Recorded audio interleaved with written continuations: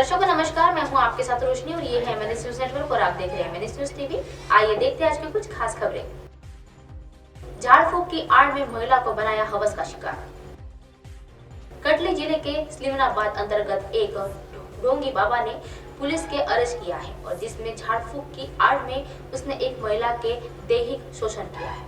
कटनी जिले में स्लिमनाबाद के एक एसडीओपी मोनित तिवारी ने बताया है कि 16 मार्च के प्राथमिकी रिपोर्ट दर्ज करवाई गई है और बहुत दिनों से पीड़िता महिला की तबीयत खराब थी और वह डॉक्टर को दिखाने के बाद वह स्वास्थ्य में कोई सुधार नहीं आ रहा था और 15 मार्च की रात्रि एक ढोंगी बाबा राम प्रसाद कोरी के पास पीड़िता महिला झाड़ने के लिए गई थी और झाड़ फूक के आड़ में पीड़िता का दैहिक शोषण किया गया। प्राथमिकी रिपोर्ट पर थाना स्लिमनाबाद पे 376 का मामला दर्ज कर आरोपी की गिरफ्तारी हेतु स्थान पर स्तर पर एक टीम गठित की गई है, जिससे 24 घंटे के अंदर आरोपी ढोंगी बाबा राम प्रसाद कौरी को गिरफ्तार कर लिया गया है और ग्राम पडवार की एक तलार पर गिरफ्तार किया गया था और न्यायालय में पेश किया गया है। ऐसे ही एक और घटना सामने आई है जिसको हम आपको बताना चाहते हैं। आइए जानते हैं घटना। बीमारी का इलाज करने के लिए एक और महिला ने झाड़ फूक का रास्ता अपनाया था, जिसमें उसके साथ दुष्कर्म हुआ है। मध्य प्रदेश में भी दुष्कर्म के मामले बढ़ते जा रहे हैं और इसमें झाड़ फूक करने के नाम पर युवती के साथ झांसा देकर शारीरिक शोषण किया गया है। अब वह शारीरिक शोषण के वारदात को अंजाम भी दिया गया है। पुलिस ने ढोंगी बाबा को गिरफ्तार करने का प्रयास कर रही है। जानकारी के अनुसार मामला थाना मध्य प्रदेश का बताया जा रहा है और वह पुलिस ने बताया है कि लंबे समय से वह लड़की बीमारी से चल रही थी और इसके बाद उसने सोचा कि वह झाड़ फूक करने के बाद शायद से उसकी तबीयत ठीक हो सकती है, क्योंकि डॉक्टरों के उपचार उस पर काम नहीं कर रहे हैं और इसी घटना के चलते उन्होंने झाड़ फूक का रास्ता अपनाया और जहां झाड़ फूक करने वाले ढोंगी बाबा ने उसको झाड़ फूक करते के साथ ही उसके साथ शारीरिक शोषण किया है और इसके बाद युवती ने डायल 100 को सूचना देकर पुलिस को बलात्कार आरोपी विरुद्ध मामला दर्ज करवाया है। अनुभव भाग्य अधिकारी पुलिस ने बताया है कि वह युवती के डायल 100 में फोन करना चाहती थी और उसने फोन किया। उसके बाद उसने पूरी घटना की जानकारी सामने बताई और उसने बताया कि मैं बाबा के पास इलाज के लिए आई थी क्योंकि डॉक्टरों के उपचार मुझ पर काम नहीं कर रहे थे और मुझे तकलीफ हो रही थी और उसने ढोंगी बाबा के खिलाफ मुकदमा दर्ज किया है और इसमें 376 के सहित अन्य धाराओं के तहत केस दर्ज करवा दिया है। बिस्किट फैक्ट्री में आग लगने से 5 लाख का सामान जलकर हुआ खाक। बिहार के खगड़िया में रविवार सुबह एक बिस्किट फैक्ट्री में आग लग गई है। इस हादसे में 5 लाख का माल जलकर पूरी तरह से खाक हो गया है और भारी नुकसान हुआ है। इस घटना के इलाके में हड़कंप मच गया है। इससे पहले भी आग इस पड़ोस में दुकानों में फैली, दमकल की गाड़ियां उस पर काबू पा लिया है। यह मामला नगर थाना क्षेत्र का है, जहां हाजीपुर मोहल्ला का है और फैक्ट्री में मालिक अशोक शाह ने बताया है कि आग बिजली के शॉर्ट सर्किट के कारण लगी थी और लगने की सूचना मिलने पर दमकल की 3 गाड़ियां मौके पर पहुंच गई है। दमकल की टीम ने 3 घंटे की मशक्कत के बाद आग पर काबू पा लिया है और आग बुझा दी है। अगर आग पर समय रहते काबू नहीं पाया जाता तो आज आसपास के टेंट हाउस और अनाज के गोदाम भी उसके चपेट में आ सकते थे और 5 लाख से नुकसान भी हुआ है।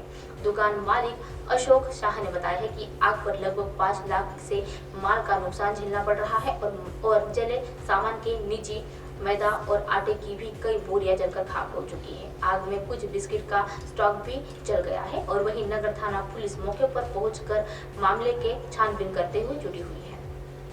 ऐसे ही एक और खबर सामने आई है, आइए जानते हैं। किराने की दुकान में भी अज्ञात कारणों के कारण आग लगी है। शनिवार रात कस्बे की एक किराने की दुकान में अज्ञात कारणों के चलते आग लगी है। दुकान के रखा करीब 8 लाख रुपए का सामान जलकर खाक हो गया है। ग्रामीणों की मदद से आग पर काबू पाया गया है और आग बुझाने के दौरान एक व्यक्ति भी झुलस गया है।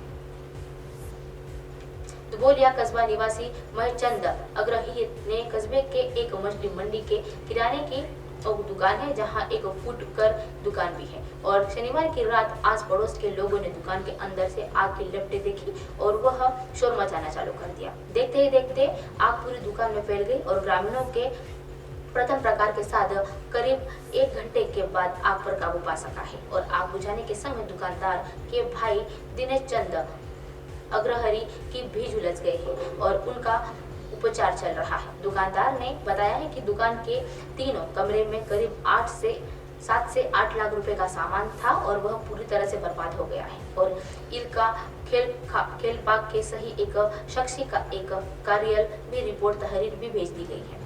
इंस्टाग्राम पर दोस्ती कर युवती से दुष्कर्म, आरोपी ने पीड़िता की अश्लील फोटो पिता को भेजी। छेड़छाड़, बलात्कार, अपहरण, हत्या, गैंगरेप, ऐसी घटनाएं कम होने का नाम नहीं ले रही है। नाबालिग से लेकर बुजुर्ग तक अब तो बेजुबान जानवरों पर भी ऐसी दरिंदगी अपनाई जा रही है। रोज कोई ना कोई कहीं ना कहीं इसका शिकार होता चला जाता है। हैवान नजर लगाए बैठे ही रहते हैं और पास का ही कोई हैवानियत की सारी हदें पार कर लेता है। ऐसी एक खबर सामने आई है जो आपको बताना चाहते हैं फतेहाबाद की। आइए जानते हैं खबर विस्तार से।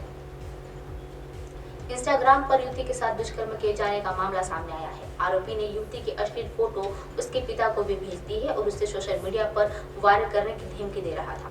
आरोपी ने युवती के कैद दस्तावेज अपने पास रखे लिए और उसके बाद युवती की शिकायत पर सेक्टर 40 थाना पुलिस ने केस दर्ज जांच शुरू कर दी है। पुलिस को दी शिकायत के दिल्ली के रहने वाली एक 26 वर्षीय युवती ने अब बताया था कि वह उसकी दोस्त इंस्टाग्राम के माध्यम से हुई थी और दोनों की दोस्ती प्यार में बदल गई।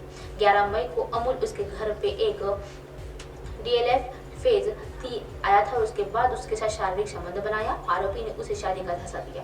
इसके बाद युवती उनसी बातों में आ गई और इसके बाद दोनों लिव इन रिलेशनशिप में सेक्टर 43 में रहने लगे और बाद में यह दोनों साउथ सिटी 1 में शिफ्ट हो गए और जहां से उन्होंने कई बार संबंध बनाए और इस दौरान आरोपी ने उसकी न्यूड फोटो और वीडियो भी बना लिया और युवती को पुलिस को बताया था कि अक्टूबर 2022 में वह अपने घर चली गई थी। इसके बाद अमूल ने उसके अश्लील फोटो उसके पिता को भेज दिए और इस बारे में जब उसने अमूल की बात की तो उसने युवती को पर शादी का दबाव बनाया और शादी न करने पर फोटोज और वीडियोस वायरल करने की धमकी दी।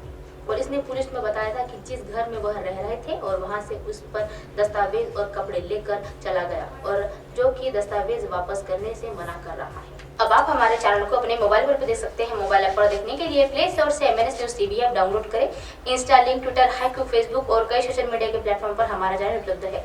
आप इसे यूट्यूब पर भी देख सकते हैं। आप हमारे चैनल को लाइव भी देख सकते हैं www.mnsnewstv.com पर। फिलहाल वक्त तो चला है दर्शकों ब्रेक का। ब्रेक से लौटने के बाद देखिएगा देश और दुनिया की तमाम खबरें। नमस्कार।